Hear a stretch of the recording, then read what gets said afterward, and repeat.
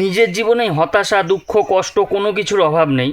এর মধ্যে news channel চালালেই আরও হতাশা, দুঃখ, কষ্ট সব বেড়ে যাচ্ছে। একবার করে নিউজ দেখছি, একটা করে দুঃখ পাচ্ছে। জীবনে একটা বড় আক্ষেপ থাকবে, আমি কেন সুরেন্দ্রনাথ কলেজের স্টুডেন্ট হতে পারলাম না। খুব দুঃখ মনের মধ্যে এটা নিয়ে। দেবাংশু দাস সেই অমূল্য বাণী এবিপি আনন্দে কতদিন শুনতে পাই না, আবার কবে শুনবো ঠিকও নেই। এই মার্কস, লেনিন এরা কত বিপ্লব করে, কত সংগ্রাম করে ভারতবর্ষ স্বাধীন করলো, সেই ভারতবর্ষের আজকে এই অবস্থা। এসব দেখলে সত্যিই মনে খুব কষ্ট লাগে। এমনিতেই নিজের মনে এত দুঃখ কষ্ট, তারপরে এই উটকো দুঃখ কষ্টর থেকে নিষ্কৃতি পাওয়ার জন্য ইদানিং আমি একটু শুকনো খাওয়া শুরু করেছি।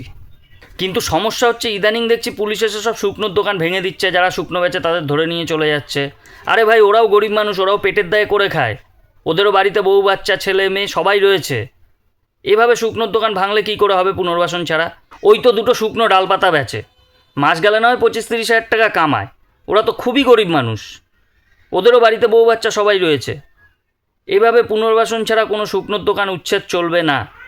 প্রতিবাদ এটা নিয়েও হবে, প্রতিবাদ এটা নিয়ে হওয়া দরকার।